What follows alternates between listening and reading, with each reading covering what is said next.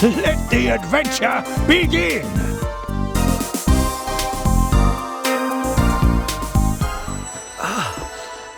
Turn it off. I'm sleeping here. What is it? Who's there? You could criticize the Wii U for a lot of things, but there's one thing Nintendo deserves serious credit for, and that was the launch of the eShop. For months, some of the best Wii U games were downloadable Wii U games. To an extent, they still are. Little Inferno, Runner 2, Nano Assault. It's a pretty little batch of games, and this one might be the prettiest of all. I demand to know what's happening. The Trine. Not this again.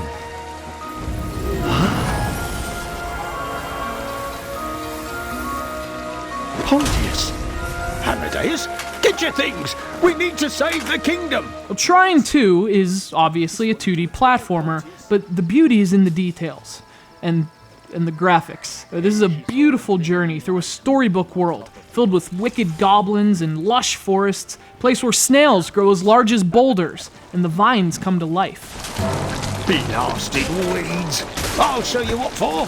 I'm Pontius the Brave, and I won't fall in a battle with dandelions! There are a lot of things to like about Trine 2, but the game's calling card is the way it brings its world to life. Now, the graphics play a big role in that. This is a seriously pretty game, but the art is actually made more effective by the presentation. Your journey is described by a narrator, and his voice has this certain tone, a fairytale quality that effectively turns Trine 2 into a storybook in motion. There's something about the narration that makes the mystical waters and huge mushrooms and the tangled trees come to life. Pontius had headed out that evening, for there was trouble on the peasant farms.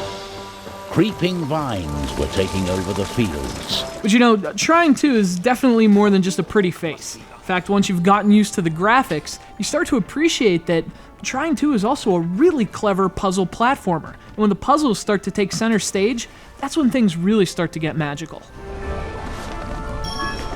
You play Trine 2 as a trio of characters: a wizard, a nimble thief, and a battle-tested knight. Each of the three obviously has their own abilities and characteristics, and as you travel through Trine's fairytale world, you're free to switch between them as you wish. Use the wizard to conjure a block, and then switch to the thief to jump from it. And this dynamic plays a central role in the game's puzzles. But as pretty as it is, as clever as its puzzles are, there are areas in which Trine 2 could have been tightened up, specifically in terms of its platforming and physics. This is just not a very tight platformer. It's a bit floaty at times, jumping feels kind of heavy. If you play New Super Mario Bros. U, for example, and then switch over to Trine 2, the looseness is immediately apparent. Now, it doesn't ruin things, but it does make the game less great as a platformer. But of course, this is the director's cut on Wii U, which means you're getting Trine 2, as well as lots of extra content. The Goblin Menace expansion pack is included on Wii U, which is awesome. There's also a brand new level exclusive to the Wii U, not to mention the gamepad. Having a world this beautiful right in the palm of your hands, especially given its storybook-like nature, is just such a treat.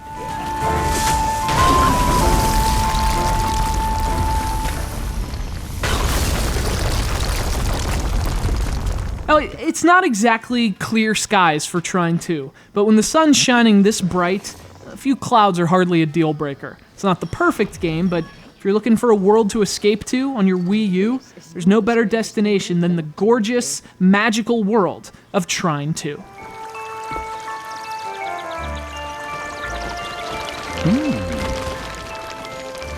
This water is really powerful.